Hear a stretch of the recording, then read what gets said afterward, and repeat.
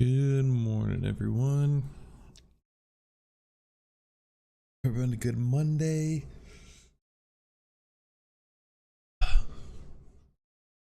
Idiot did not have a good Monday.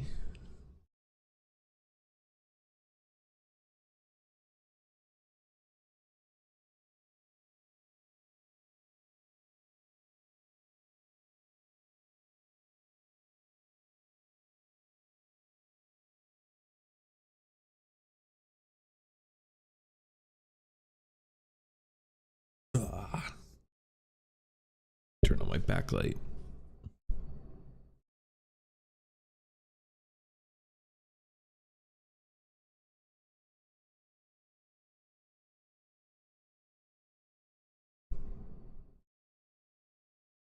Morning.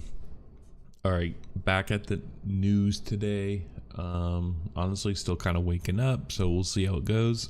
We're gonna take a look at Project Moohan, which I think we did kind of briefly cover before, but it's Samsung's Apple Vision Pro competitor. NKBHD took a look at that, and Samsung had their announcement thing, or their showcase not too long ago. So I assume it came from similar sometime around then. So we'll take a look at that, and then Helion, which is a fusion reactor company, which I don't think we took a look at them. We looked at a different one. They recently just raised $400 million, and they're making a contract or a reactor for Microsoft. And then I have a few videos, and we'll just go from there. So it looked like so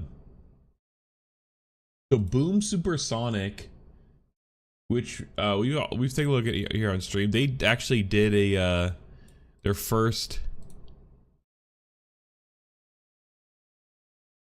I can't hear anything. They did their first supersonic flight today. This was live. So yeah, that's cool. Still got a long way to go. And then why is it like this? Blue Origin, it was supposed to launch their New Shepard for tests. But there's weather delays. Mission Control is looking for just those ideal conditions for flight, and the weather balloon that they had sent up, they're just assessing the data is coming back from that weather balloon, and they're just hoping to find a good window here. So bear with us. We're still looking for that. So we'll just have that on, but doubt it's gonna come with anything. But first, let's take a look at the video. We'll just react to it, I guess, and then we'll read some articles.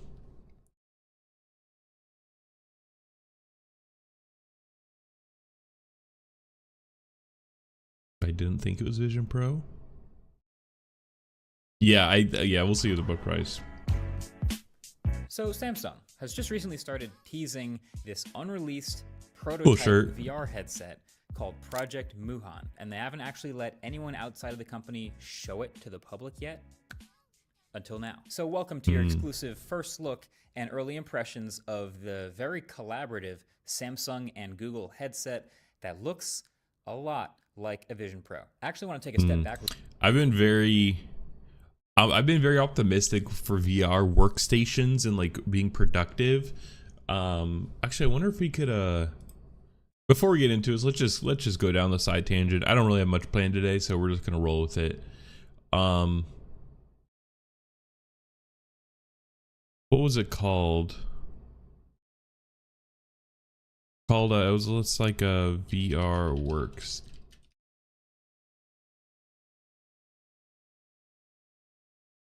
I'm not gonna be able to find it.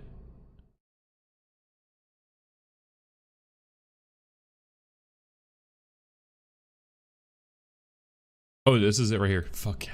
Whew. Okay. Hey everybody, this is John from Fluid, and this is so cool, and like this made me like change my opinion a bit on VR, because yeah, it's like you don't actually need all the monitors if you just have the headset, and like Oh, that's just so cool. It's so like cyberpunky. But I'm waiting for a new Valve headset. I want a new Valve headset. I want to buy theirs. I don't want the big tech company, even though Valve is kind of big tech. I want Valve's headset. Anyways, let's watch this. About our next step in creating the best spatial computing platform that's available anywhere. So up until now, our focus has been on... Oh my god, you guys haven't been watching? Okay, geez, luckily I caught that before I did too much. Okay. Hey everybody, this is John from Fluid, and I want to talk to you about our next step in creating the best spatial computing platform that's available anywhere. So up until now, our focus has been on creating a really good standalone experience that only requires a VR headset. So right now I'm using a MetaQuest and I have a Bluetooth keyboard and mouse connected. I have Discord right here and a browser window right here and my Slack right here. I can move these windows around and resize them. So this is stuff that you're all familiar with from Fluid. But one of the main things that people have been asking us for is the ability to use apps from their computer in Fluid to extend its capabilities or do things that only a desktop computer can really do right now. And so I'm really pleased to talk about this. So right now, this is my MacBook Pro. And like, I just imagine having, like a single smaller monitor with like a more powerful desktop PC with like a GPU and stuff. And for a long time, you could use Chrome Remote Desktop or Meta has their Remote Desktop. What these do is allow you to take basically a screen from your computer and then like create a virtual screen that's in VR. So you basically get a copy of what's here showing up somewhere in VR.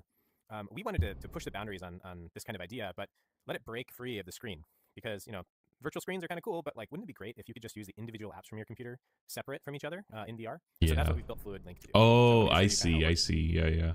Okay, so I'm going to go ahead and open Fluid Link. So that used to take you to Chrome Remote Desktop, but now it opens Fluid Link in the Fluid app. You can always add Chrome Remote Desktop back. Just go to plus here and then add it in there.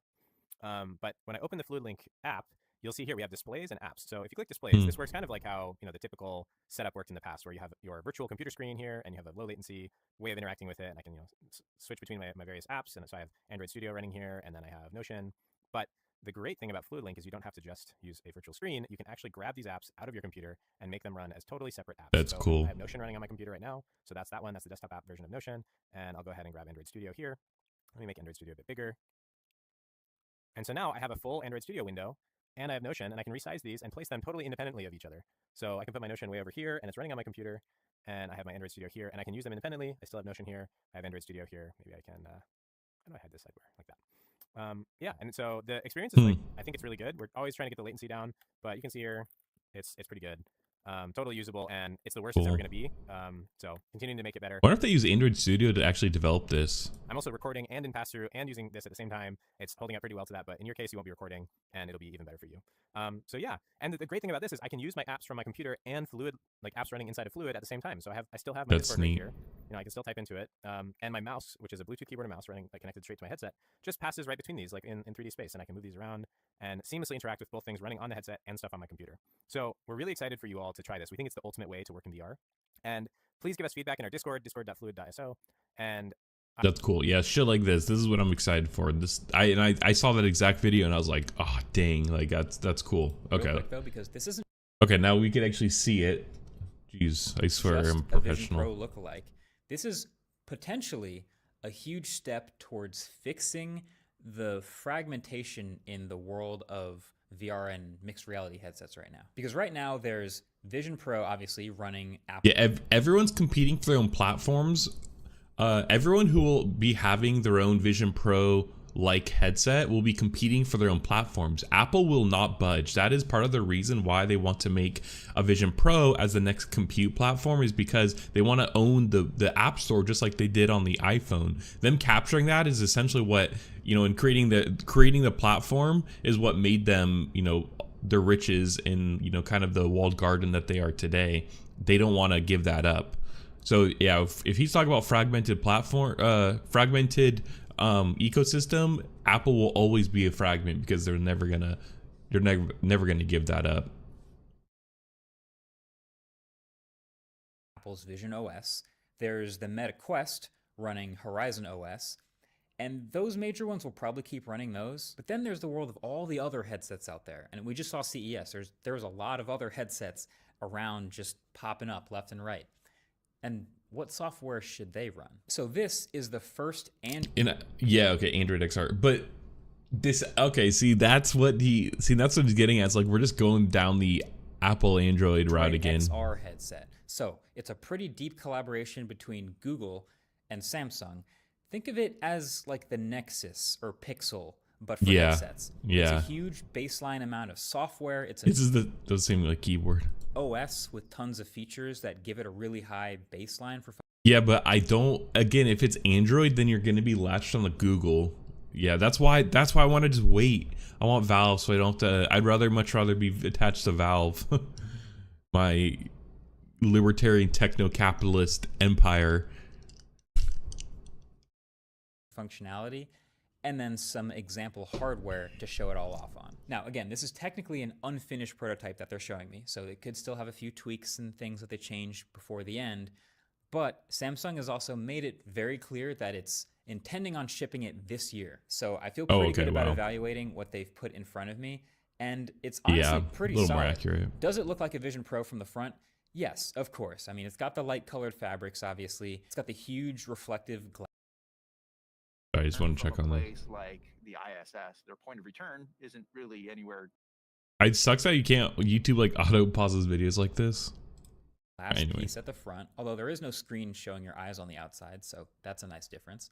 I actually posted this on Twitter, and half of the comments were like, "Oh, you're making another Vision Pro video." The thumbnail. It just looks so similar. The way the removable forehead rest looks is definitely inspired. And it looks similar, but like they distinctively look different. There's also another removable magnetic light shield that you can easily drop in the bottom to block out more light or keep it off for more peripheral vision.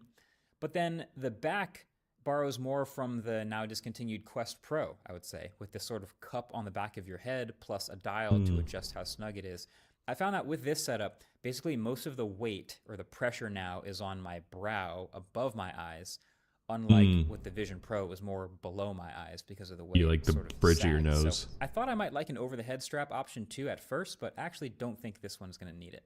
So then this thin metallic frame at the front has all the computer guts in it. It has the Snapdragon chip. It has these fans with exhaust holes at the top, like you can see. There's a single button at the top right and a volume rocker at the top left. And there's sensors and cameras all the way around, facing all directions. And there's even a touchpad on the right side strap. Oh, interesting. That's interesting. It's unique.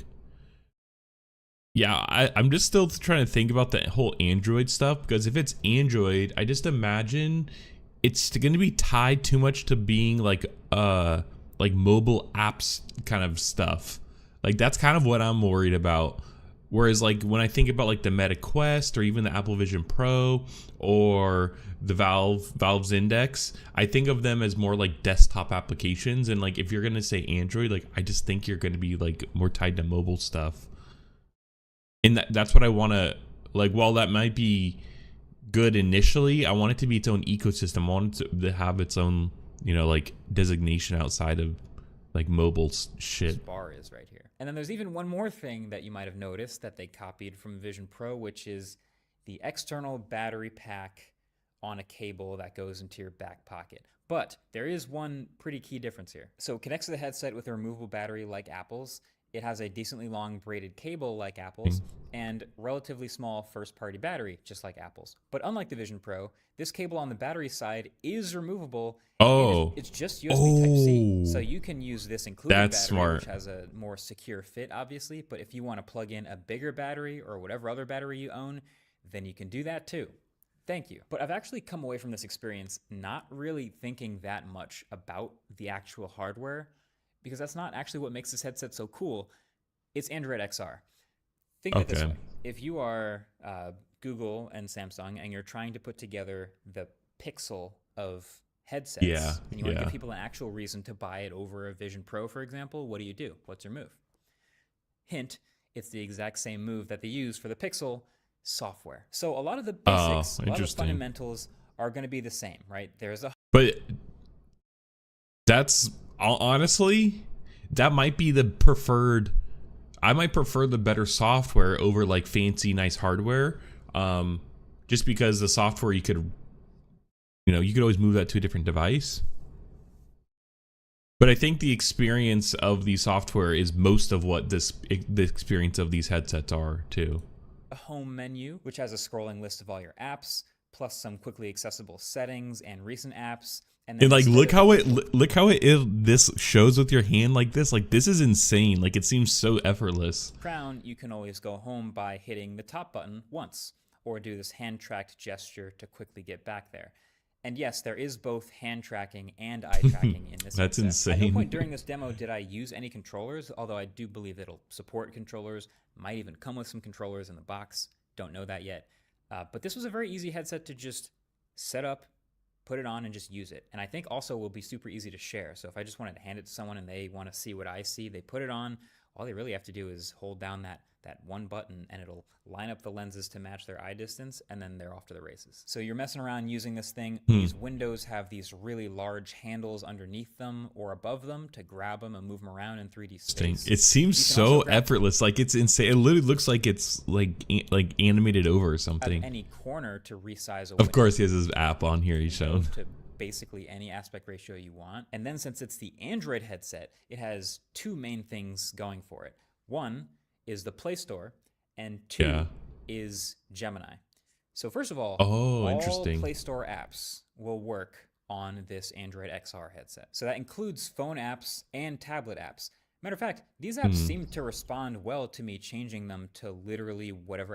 I want to see him browse the web and like do like more web intensive things, because I think that's, you know, kind of similar with like you could just download the Android apps. Well, if you could just go to any website, then it's like, what do you even need the apps for? Aspect ratio and size I want. If they have a website. Kind of trying to break it, and it seemed fine the whole time. So the idea is that any headset that runs Android XR right out the box will have this same advantage. Tons of apps available.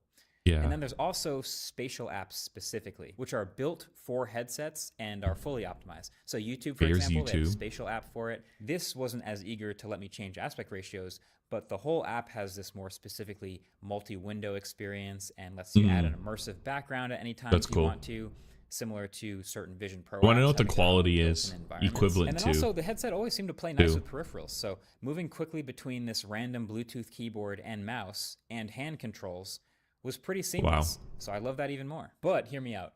The Gemini integration was actually the most interesting part to me, and it might not be for the reason that you're expecting, but I think it was really cool. My guess is that it could navigate the UI for you, or is that so like at any point you can just go home and hit the Gemini button and just talk to it.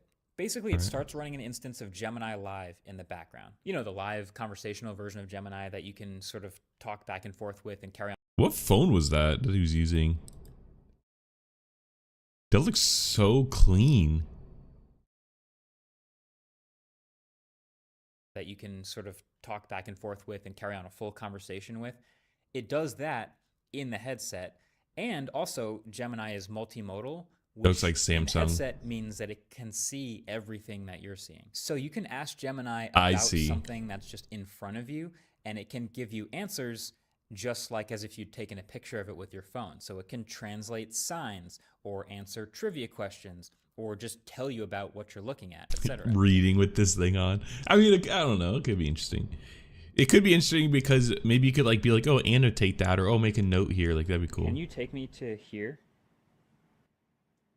Sure. That looks like Wadi Rum in Jordan. Interesting. One update I would like is for it to be able to subscribe. That was so lame. What the heck? Okay, like, I mean, like, yeah, the idea kind of, but like, he hyped that up and he's like, can you take me here? And she's like, sure. And it just opens a map. And it's like, okay, that was it. Come on. YouTube channels and like videos, but doesn't seem to be able to do that yet. So you have to do it with your mouse and keyboard. Whoa. So that was cool. But Gemini can also navigate the UI. Okay. See, that's what I thought. It was able to move around windows, organize my windows for me, close a bunch of windows. Okay. And then it can actually move around inside of apps. I believe this would just work with spatial apps, but I was having a lot of fun messing around inside of Google Maps and just jumping around to different places just by talking to Gemini and then occasionally selecting things with a pinch. And Gemini would know how to search for things. It would know how to use a search box. It would find things in maps, switch the UI from street view to the zoomed out view. It could do all of this through voice. And that saves a ton of moving my hands through the air to the point where it was pretty significant. Hey, Gemini, take me to the South Mountain Reservation.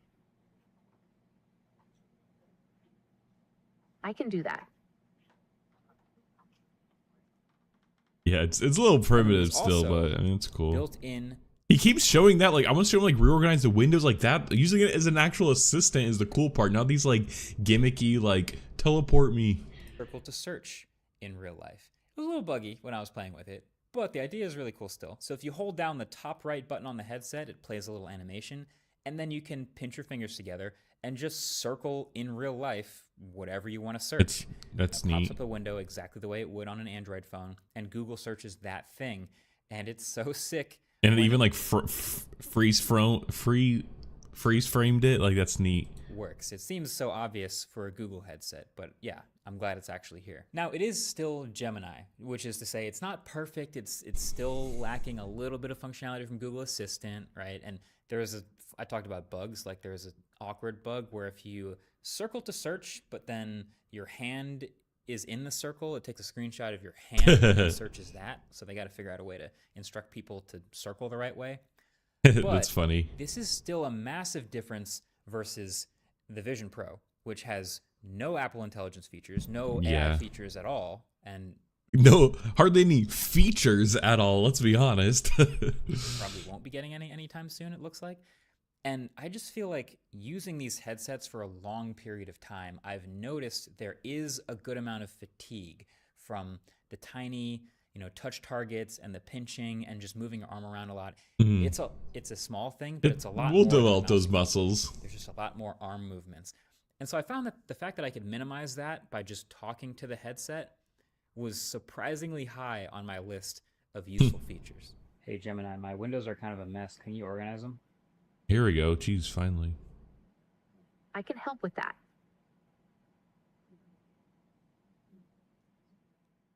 So my takeaways from my okay. Bro, he's like hyping it up and then the actual execution is so boring. a couple hours here, I could judge things like display quality and field of view, which were both fine, by the way, not remarkable. It had pretty good I want good quality. sharpness, much better than it looks in my screen recordings. I can tell you that. Just a notch behind Vision Pro. That because I was thinking I even looked at the quality earlier because I was like, the quality's not that good. But also these things could all change a little bit by the time the final headset comes out. I also like the hardware design. I like that you can easily remove this light shield and keep some peripheral vision and some light coming in from the rest of the room around you. It just subconsciously made it feel slightly more like glasses, even though they're obviously not glasses. But overall, it's almost been more fascinating to see what Google is doing at a software level with their first new platform, like their first new OS really in 10 years. So I feel like I just got to it's the first new OS, but it somehow will still just be the same as all their other UIs because of material theme or whatever. But I don't know. I feel like it's not going to be like groundbreaking. Like, I don't know, it's like, typical corporate. It'll be pretty vanilla, accessible by everyone. So accessible by everyone. I don't know. I'm trying to think of a theme. Accessible by everyone, liked by no one. I don't know. Test drive a concept car where they have a whole bunch of new ideas about how driving works. And if this is the Pixel 1, let's say, of Android XR headsets, then that leaves room for other higher end and lower end headsets to come out with Android XR, just like there are higher end and lower end phones. I asked, Samsung would not tell me the price of this Project Moohan headset, so it could come out at any price. It's probably a little bit more premium, but the idea, again, I imagine it's more premium. Much more development, more spatial apps, and then all of the headsets that run Android XR get better. So let's keep an eye out on the landscape of VR and XR headsets when this comes out. And now, shout out to Best Buy for sponsoring this portion of the video. Okay, not here, guys. Okay, that's interesting. That's cool. I like that. I'm very optimistic about VR headsets like that.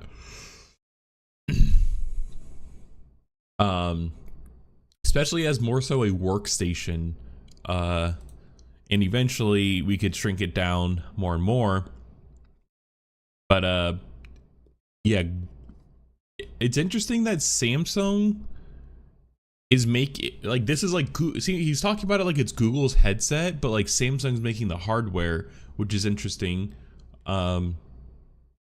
You think Google would want to make like their own Pixel-like device? I know he's referring to the Samsung one as Pixel, but like it was still Samsung. So I don't know. That's kind of interesting. I was gonna look up.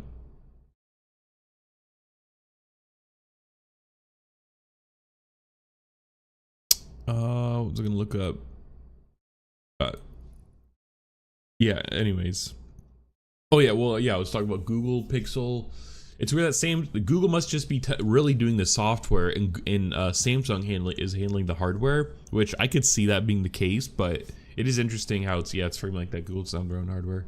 But I was gonna look something up, but I can't remember. Okay, let's look at the. I did have an article about it. Okay. KBHC hands-on project Moohan, a prototype of Samsung's Vision Pro competitor. Tech reviewer Marcus Brownlee shared hands-on experience with Project Moohan, a prototype of Vision Pro's competitor, Samsung's Vision Pro competitor. Samsung previously allowed other tech writers to try it. Excuse me, including 9to5 Google's Abner Lee, but this is the first time the company's allowed video footage to be shared. Our sister site got 30-minute trial last month, and Lee was impressed, describing the OS as the equal of Vision OS, but also incorporating AI features not yet available in Apple headset. That's it? Like, that's all they had to talk about?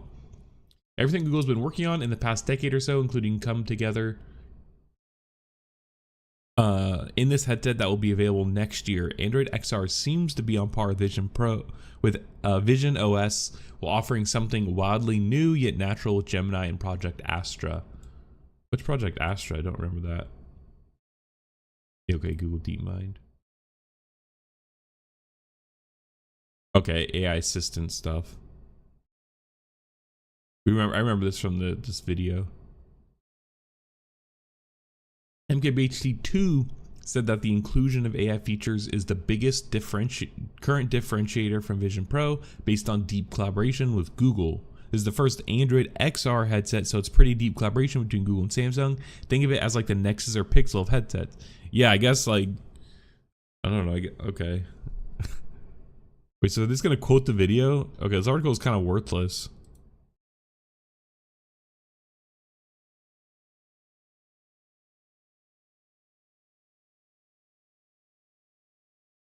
Okay, is there any other coverage on this? Mixed reality news.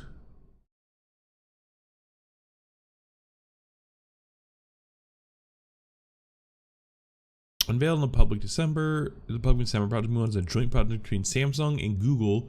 Google is providing the operating systems with Android XR, while Samsung is responsible for the hardware design.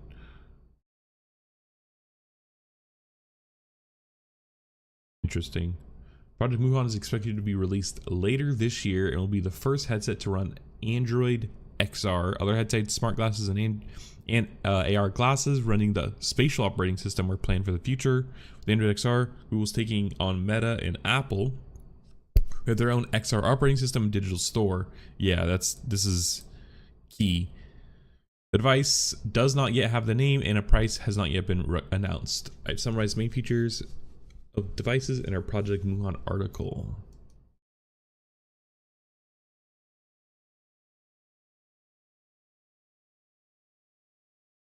Yeah, it's unfinished prototype. Headset looks very similar to Apple Vision Pro, while unlike the back of the headset. Yeah, okay.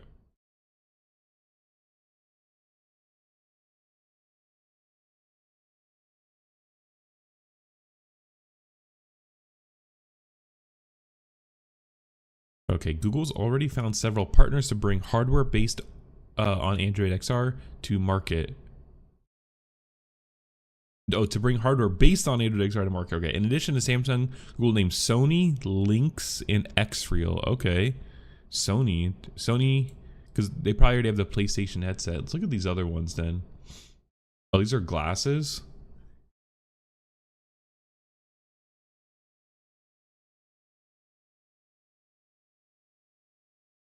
Bro, I love this style.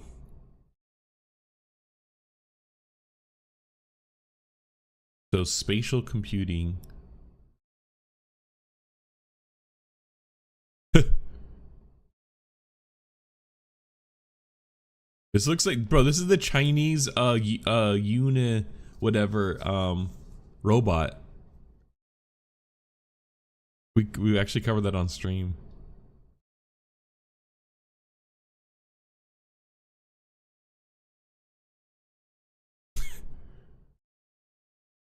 Where's the actual product? Products, geez, One Pro. Probably like $5,000. $600, all right. What is it though?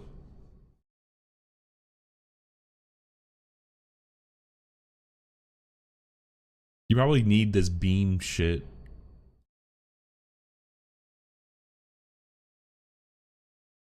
Is this a phone or does it come with a phone? This looks gimmicky. Like this literally looks like some Amazon homepage.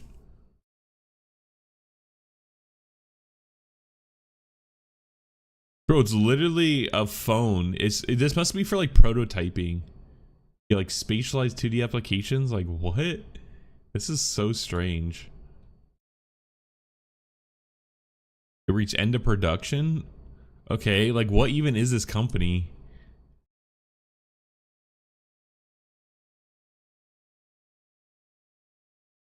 Air. Okay, these did not show up before. Is this a Chinese company? It makes sense if they're using Chinese robot. But it just seems kind of gimmicky. It doesn't really seem like that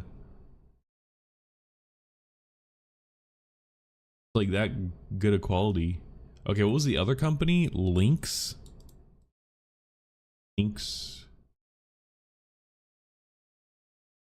VR. One device has a possibility. Mixed reality for professionals and consumers. Oh, I remember what I was gonna look up earlier too, actually. This is an interesting headset. $850. That's not like that bad. So these seem like specifically like spatial computing devices, more so like, you know, like they're just there to project things into the real world, not to act as like a screen. But like this is interesting. True mixed reality, an amazing VR headset which also happens to be the best AR headset. No Facebook account, no Microsoft account, Azure Cloud. Oh, okay. I was like, Azure Cloud required. No Microsoft Azure Cloud required. Data sovereignty back. Okay, I like that. Raw data from the sensors available through SDK. Total control of your workflow. Okay, I like this company.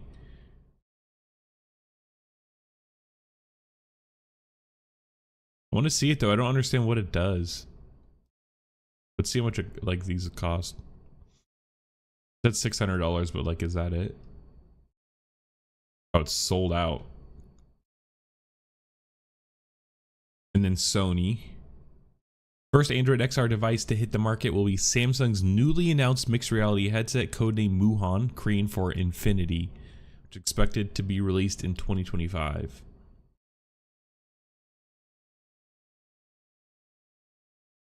Okay. So run on Qualcomm Snapdragon XR2. More powerful variant of the chipset that works with MetaQuest 3 and 3S. Okay. Pancake lenses are to be used, which according to Ben Ling are not quite as good as one with Quest 3 and Apple Vision Pro. I think that kind of showed with the quality. Like Apple Vision Pro, but who uses eye tracking for UI navigation. The headset looks like a cross between Apple Vision Pro and the Meta Quest Pro for it. Yeah, I could see that.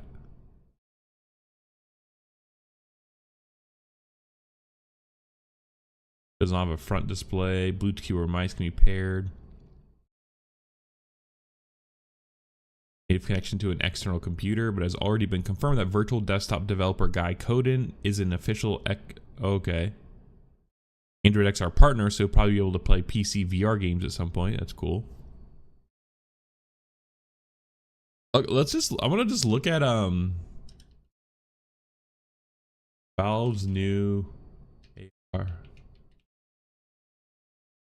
I just want to just do quick research just to see where Valve is.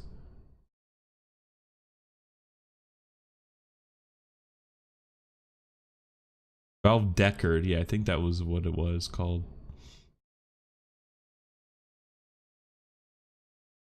Valve Prism. It's different. This is 2023. I want to see what advice people gave this guy. Should I Quest 3 work for the Valve 2 Index Deckard?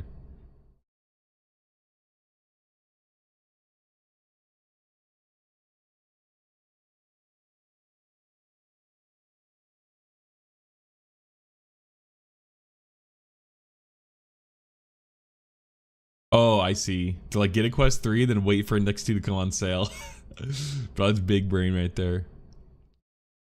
When was this written? Okay, this is recent. Okay, Index, high-powered, relatively expensive VR headset. Initially introduced in 2019, the Index remains an extremely popular headset today, but it's quickly become pretty outdated. That's where the Valve Deckard comes in. Rumors started circulating on a successor to the Valve's Index way back in 2021. Unfortunately, those rumors have been very illuminating. Yeah. We have some insights from leaked prototype designs discovered in 2022 to the more recent Roy controller specifications shared in November, which we actually covered on stream, I'm pretty sure. What is the Valve Deckard overview so far? Valve Deckard is the standalone headset from Valve, which is rumored to have been introduced last few years.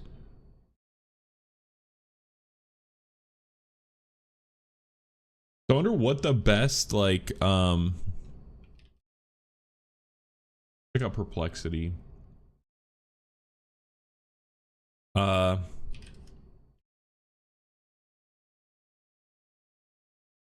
Headset to get a virtual workstation and occasional gaming.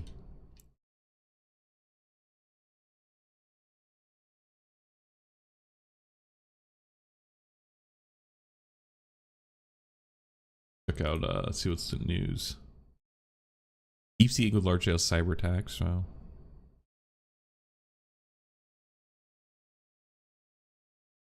Jevons paradox. Yeah, X payments. AI prescription.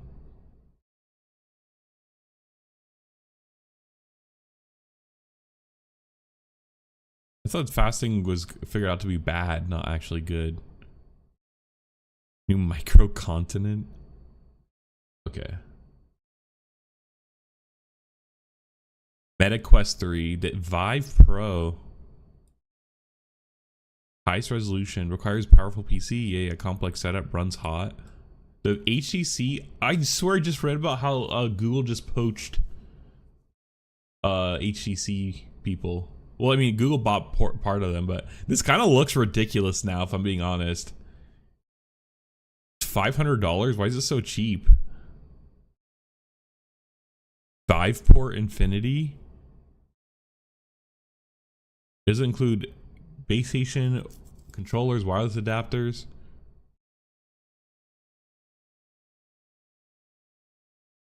Enjoying limited access to hundreds of VR games. That's how they have to make money. Crazy that this was the best. This is not the best anymore. I don't. Oh, here we go. Vive Focus Vision, all new PC VR experience now also receives 3.0. So is this the high end one now? Oh yeah. This is one this was at like last CES. Vive XR Elite.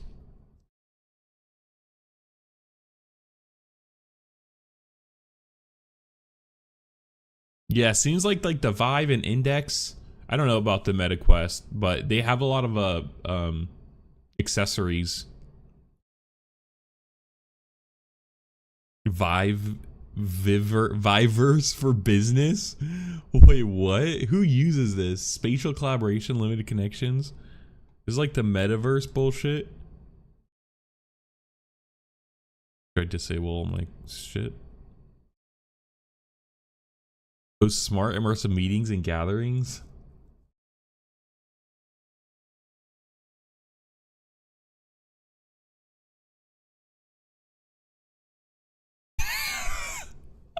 Robust security and enterprise integrations.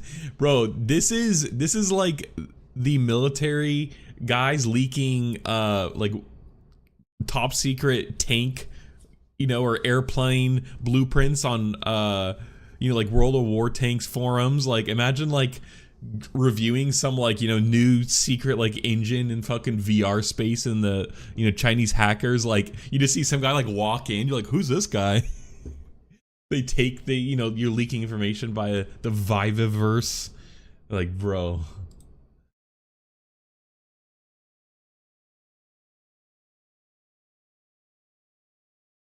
Interesting.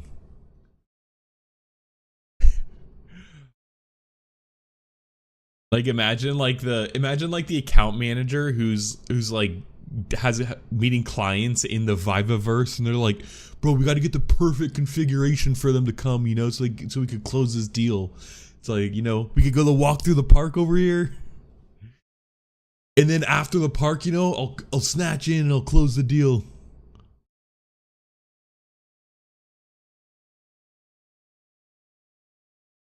Jeez, okay, I didn't even know this existed.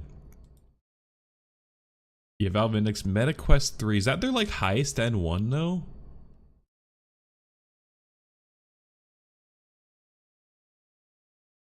Ultimate power meets premium comfort.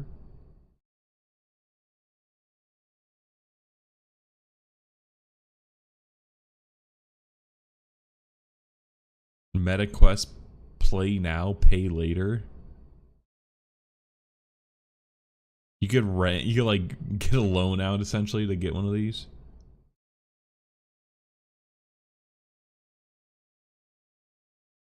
I guess it's just with a firm or whatever. Yeah, pay with a firm. Interesting. Yeah, I just hate that you have to use a Facebook account. That literally ruins it for me.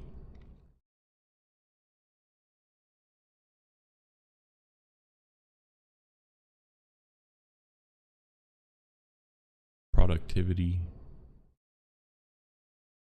Space Explorers. I want to see, are there any like VR MMOs?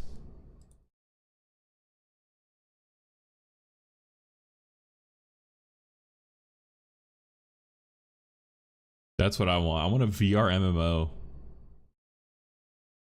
Zenith? Okay, that's what I just clicked on. It looks lame already though. Oh, I feel like I've seen this before actually. I want like a point and click RuneScape type of one that you kind of like see from above. I don't want to play in first person.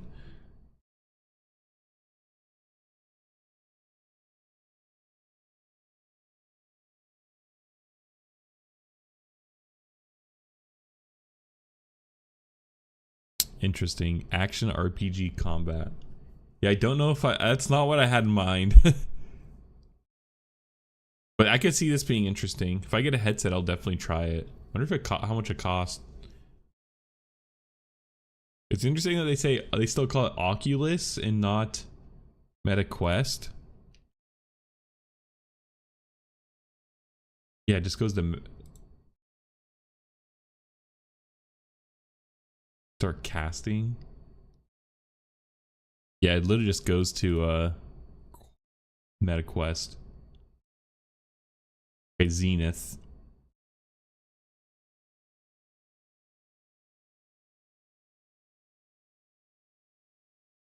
Elysia. Elysia. Game. It's nowhere close to what I typed in. Is this it? This is more so what I had in mind.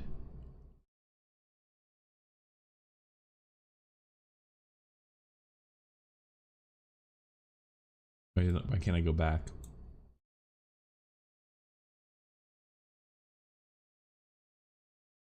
Interesting. Okay, I don't see it. Okay. Interesting. Yeah, so all right. Project Moohan. Interesting. Interesting. I'm excited for it. Just excited for more VR, AR stuff in general. Okay, I have so many tabs open now. Okay, yeah, no, yep. Also this. Bro, this. Which is insane.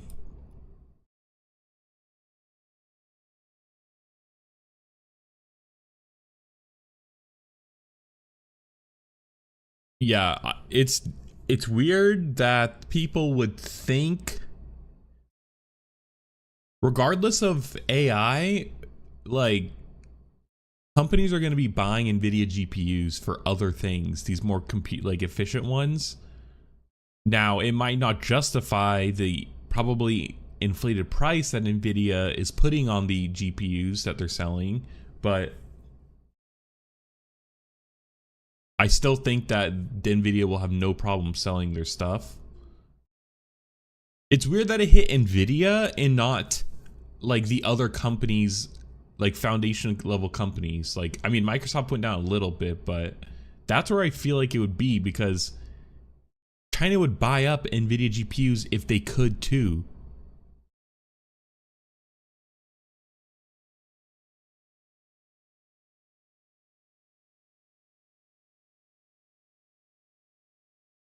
Anyways, yeah, this is interesting. And bro, I literally bought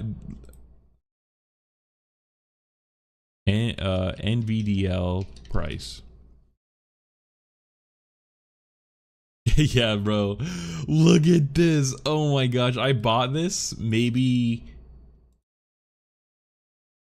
probably like here. Bro, this thing is, it's a 2 times leverage Nvidia ETF. So if Nvidia goes up, like, yeah, it's up 11% because Nvidia is probably up like 5 to 6%.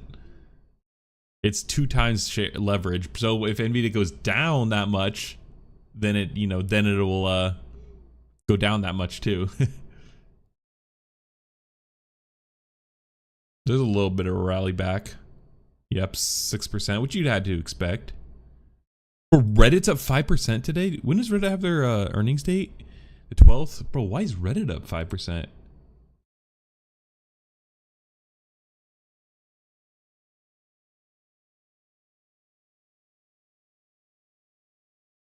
They're raising their price ratings.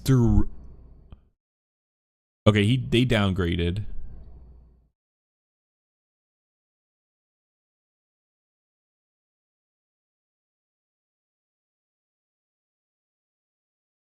Okay, interesting. I'm worried because I bought them during IPO, and so I don't want to sell their stock. I don't want to sell it yet because I don't want to pay capital gains taxes. So I'm trying to wait at least 1 year. But this earnings coming here soon, and I just don't think it's going to be too well. But they might disagree, bro. The price is insane though. 190. Bought it at like 30 at IPO. When did it IPO at? Open at 48. I bought it like 36.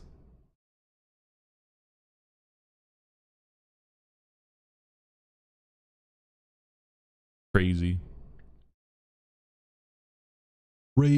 Okay. Yeah, markets today are these past 2 days are going a little crazy. Mainly NASDAQ here. Little QQQ. Been on a roller coaster, bro. Look at this shit. Woo. Look at this. When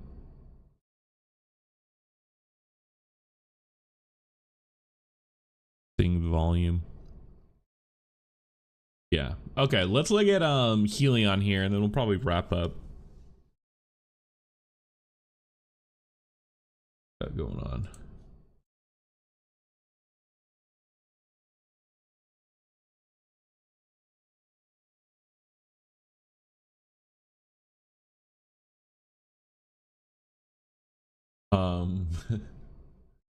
What do you mean? Okay. So yeah, fusion. Okay, so fusion reaction. We have fusion versus fission. Honestly, can't even remember which one is which. I don't remember which one's new, which one's old. Fission involves splitting heavy nucleus into lighter, releasing a significant amount. Fusion, on the other hand, combines light nuclei into heavier nucleus to release energy. In the context of reactions, fusion is often considered stronger due to potential higher energy density and cleaner byproducts compared to fission. Okay. Fusion is the new one. Fusion is the new. How could I remember this?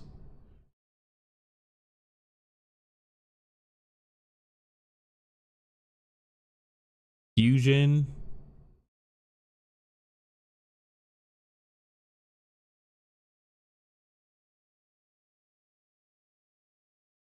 Less is more. Fusion is stronger because it has less S's than fission. That's literally how I remember sans serif versus serif font. Less is more. So less as in sans, or no, less is in serif, which means that there'll be decoration on the text because there's more. And then sans serif is clean. That's how I remember it. Okay, fusion. Oh, where are we? Okay. Helion raises $425 million to help build a fusion reactor for Microsoft. Lots of diversification by big tech into different energy sources, mainly being nuclear and now fusion. Obviously, there's renewables, but those aren't cool anymore, I guess.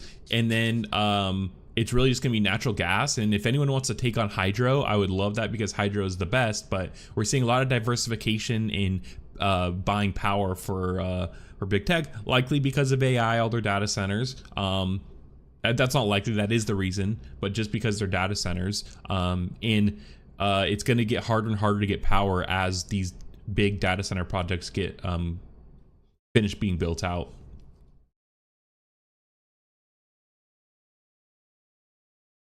All right, few fusion startups have been as closely watched as Helion. The 12-year-old company is backed by Sam Altman, rumored to be in talks with OpenAI, and has a deal to supply Microsoft with electricity by 2028. This is in 3 years. It's crazy. Years earlier than its competitors. Yeah. 2030s is the big year. The company's unorthodox approach to fusion power and relative secrecy has earned it plenty of fans and critics, but don't count its investors among the naysayers. Helion announced Tuesday a $425 million Series F that pushed its valuation of $5.24 billion. Wow. The startup also flipped the switch last month on its latest prototype, Polaris, which it anticipates to be the first fusion reactor to generate electricity. Oh, okay, so we covered this.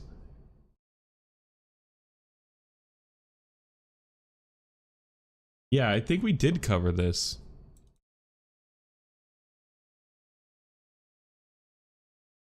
Because they have a deal of, is that Virginia or is that someone else? No, actually this is someone else. Oh, I love this font. This is Microma. This is like Euro style. What font is this? Cool font.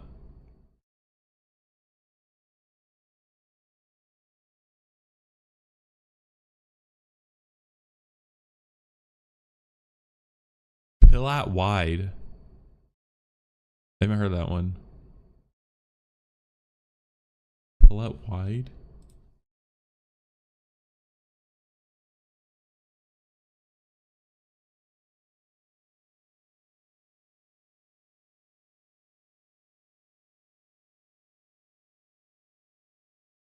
This is a cool font. All right, I'm saving this. I love these style fonts. Unlimited clean electricity.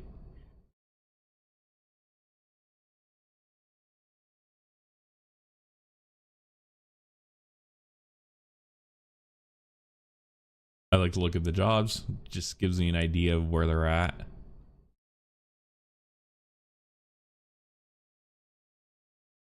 Button. Okay. A lot of directors.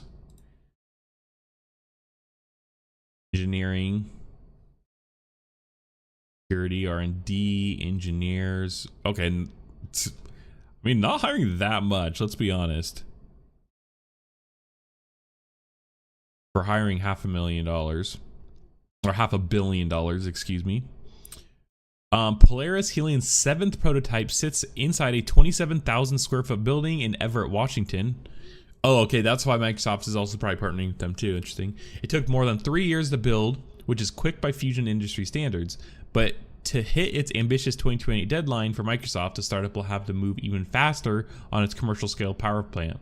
The difficulties Helium faces are in many ways similar to those in other leading edge industries. Interesting. So, I mean, yeah, it's almost like they know what's coming. In AI, what's the big challenge? Getting the chips. In fusion, what's the big challenge? Getting the chips. Oh, I see what they mean. CEO David Kirtley told TechCrunch in a recent interview, Polaris is 50,000 of these large-scale pulse power semiconductors, and getting those set the timeline. Interesting. So that's what's stopping them. Or that's like their bottleneck. The solution it's seeking are similar too. The new investment will go toward bringing a significant amount of specialized manufacturing in-house. For example, the company had to order a type of short-term energy storage device known as capacitors 3 years in advance. Dang. Our goal is to go from waiting 3 years for a supplier to give us capacitors to making our own capacitors, but faster. Now we can make them in a year or less. Dang. I wonder what the bottleneck was. That's interesting that they were just able to like spin it up real quick like that. Or like, you know, get it going. Our goal is to go from waiting 3 years for supplier to give us capacitors to make your own capacitors. Oh yeah, we just read that. Despite having to build a supply chain from scratch, Kirtley remains optimistic that Helium can still deliver electrons to Microsoft in just a few years. We've been working on siting for the Microsoft facility for a few years already, Kirtley said. He declined to name a location, but said the company has been working on permitting and grid interconnection, a process that can take years. Dang. It seems like the bureaucracy is probably insane to be able to get these up and running. Just due to like how involved you are with a bunch of things, especially like localities and municipalities and such. I can imagine like the permitting and zoning. It's like all the bureaucracy is insane.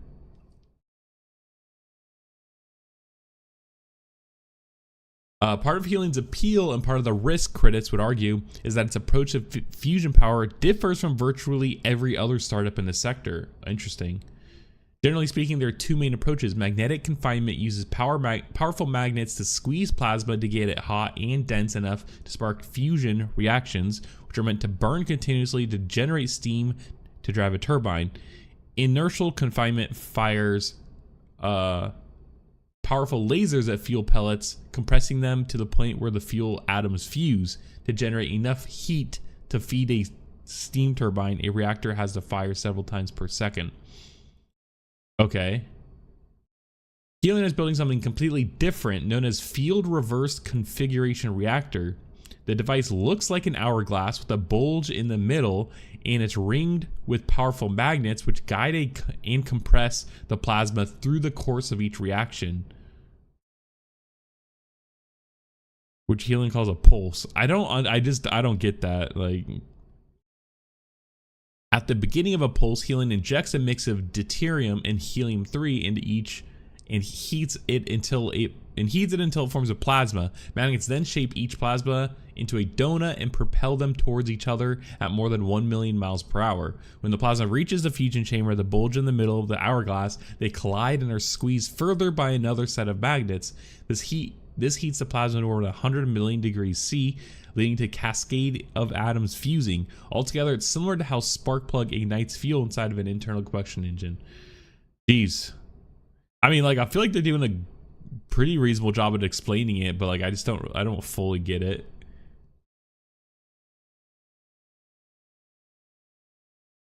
The energy added by the fusion reactions generate a surge in magnetic force which pushes back on the reactor's magnets. This extra magnetic force is then converted directly into electricity. If everything works as intended, helium's reactor will generate more electricity from what the magnet burst than it needed to power the magnets in the first place.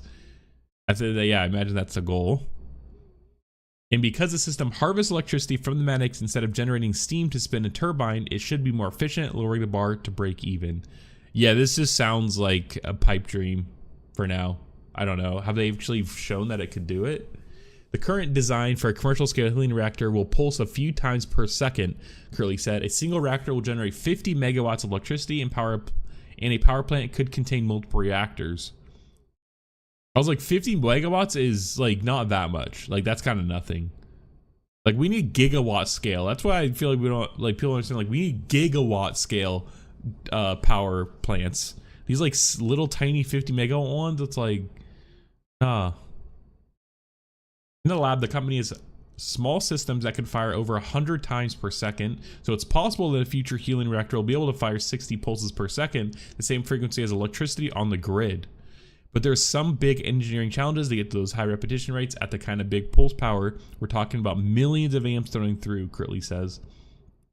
Dang. Okay, Helium raised the new funding to speed work on the power plant, including expanding in-house machining capabilities and capacitor manufacturing. One of the things that drove the Polaris timeline was actually making all the magnetic coils. Wow. And so I want to be able to make all those in-house, he says. It's interesting that a lot of it actually is just the manufacturing of the actual things needed for the reactor. The new round is smaller than the startup's previous fundraise of $500 million. New investors in the round include Lightspeed Venture Partners, SoftBank Vision Fund 2, SoftBank being funding Stargate, and a major university endowment. Wow. I imagine it's something in Washington. Existing investors Sam Altman, Capricorn Investment, Mytho Capital, Dustin Moxovics, and Nucor also participated. Okay, let's look at Lightspeed Ventures who participated in the round, what they had to say about it. Investing in helium. Abundant intelligence requires abundant energy. So they're taking a they're taking an AI frame of it. Makes sense. We're entering an age where AI workloads, data centers, and industrial processes demand constant high. Oh wait, actually, I need to respond to a text. 1 sec. I'm so sorry.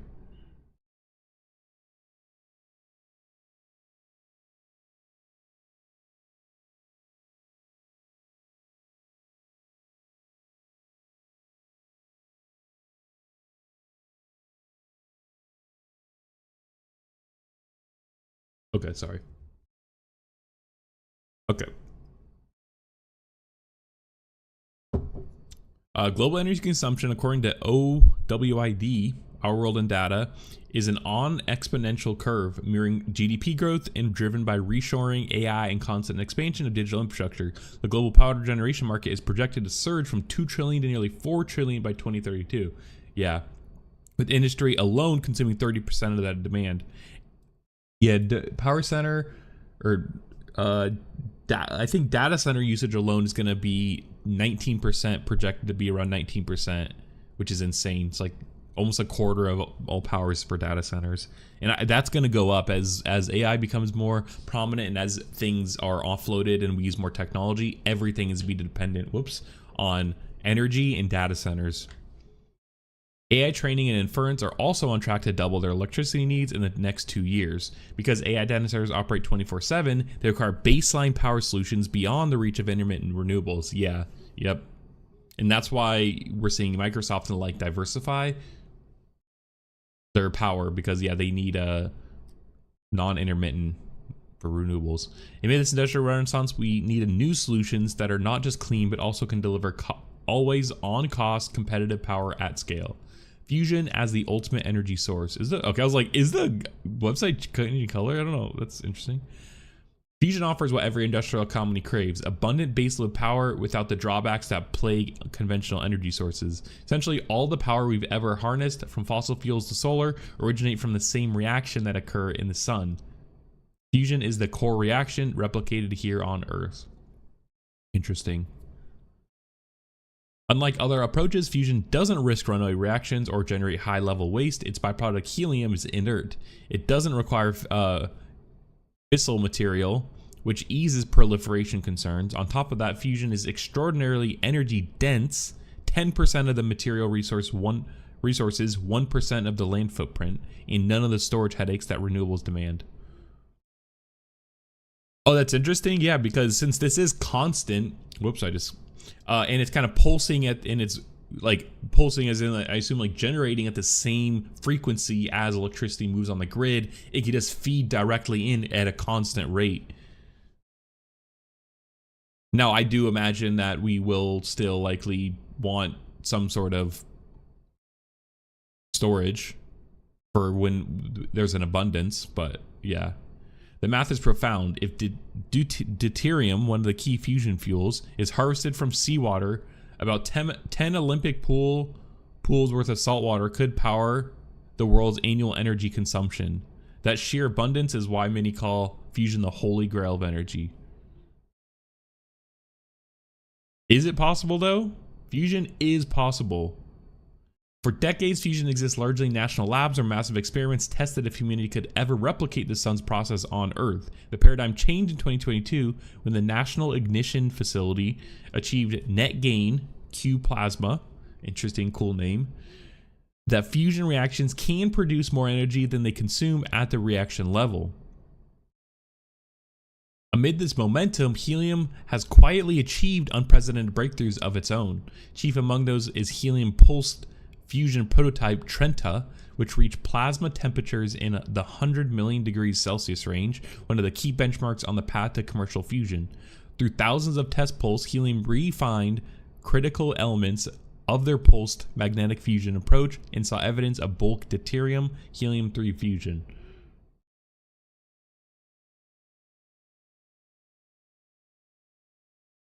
I feel like I was mixing up helium and helium.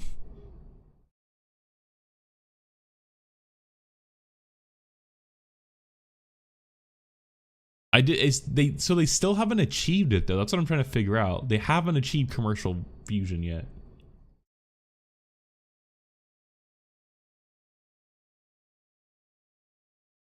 Lessons from Trenta directly informed by Polaris, helium's next generation prototype designed to create electricity from fusion. Another milestone only a handful of fusion concepts have approached. Polaris will pulse faster than Trenta and serve as a blueprint for helium's conventional commercial plant, bringing the company closer to delivering a new era of fusion energy.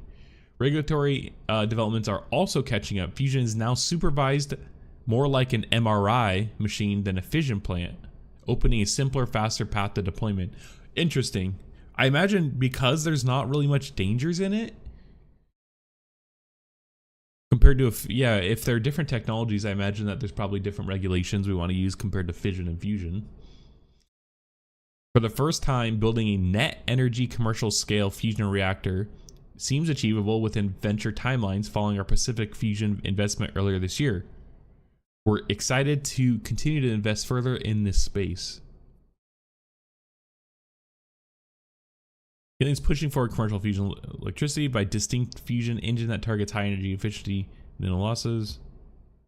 Okay, let's look. We already know about them. At light speed, we invest in disruptive technologies that don't just transform markets, but redefine them for all time. Just as we've done with AI, we believe fusion sits at the cusp of a breakthrough of the magnitude, and helium is clearly leading the charge. I feel like I keep seeing helium. Helium embodies our belief in industrial scale. Fusion is no longer a distant aspiration, but rather an engineering milestone in our purview. We couldn't be more excited to invest in helium's 425mm Series F. Excuse me, alongside Sam Altman, SoftBank, yeah. Excuse me, Jesus.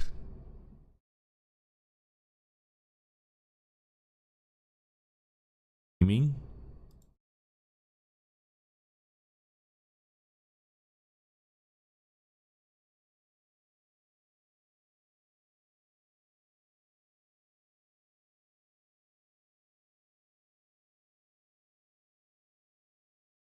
Well, that's cool that they have such a big gaming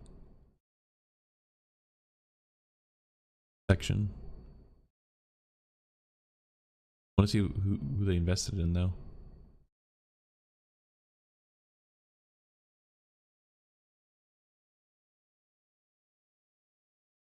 I mean, Epic, but oh, Congregate. Congregate was acquired.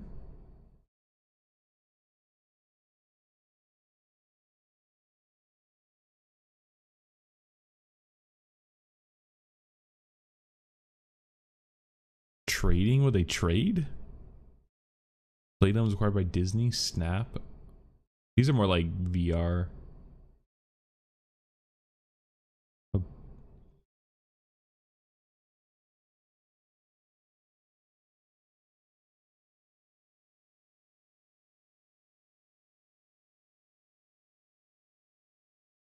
Is this like what they focus on? Like Series B?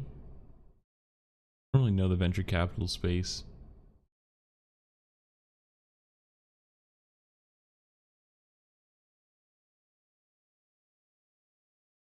Never heard of these people. These are more than just gaming.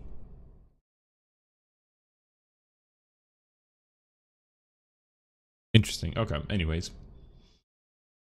All right, cool. Yeah, so I guess we'll see what this Helium optimistic, of course, but they haven't built a single this is so cringe. This marketing talk is so cringe. They don't have a commercial scale one, so I mean, I don't know. I kind of need to see that if I'm being honest. And this font is just so good. It's way cleaner than my Chroma. It sucks that it's not free. Fonts are expensive, but like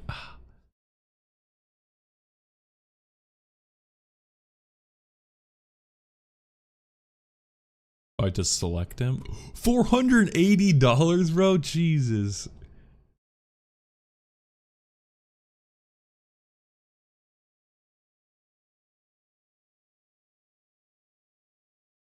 Oh, this is a cool font. If I was rich, I would definitely own a bunch of fonts. I love fonts. Morning.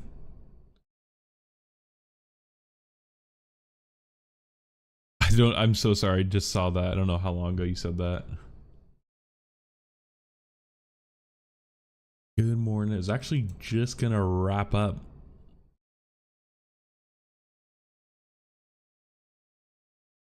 But this website had this font on here was really cool. I really like this font.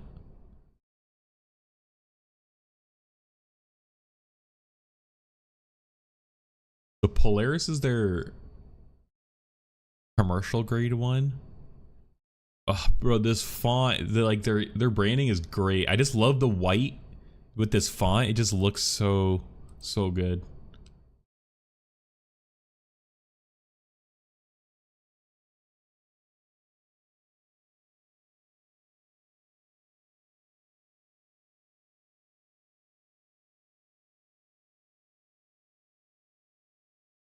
Interesting. In-house manufacturing. Yeah, the in-house manufacturing though, that see like a lot of these kind of very emerging technology startups or people who are kind of making old technology new, a lot of what they're doing is actually manufacturing. It's like the technology and everything's already proven. It's more so that, you know, the old companies kind of got complacent, or they just, you know, kind of like the margins that they already have, and they don't really care to, you know, be more progressive and like invent new systems and processes to help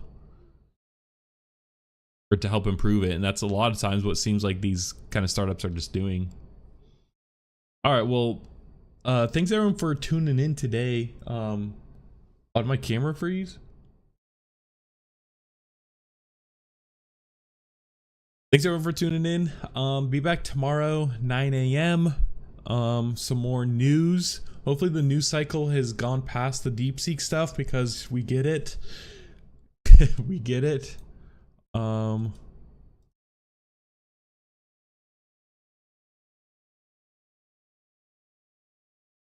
Yeah.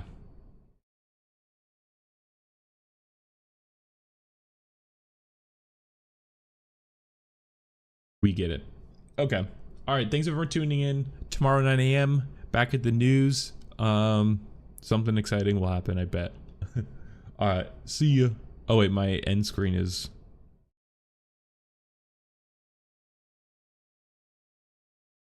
doesn't work.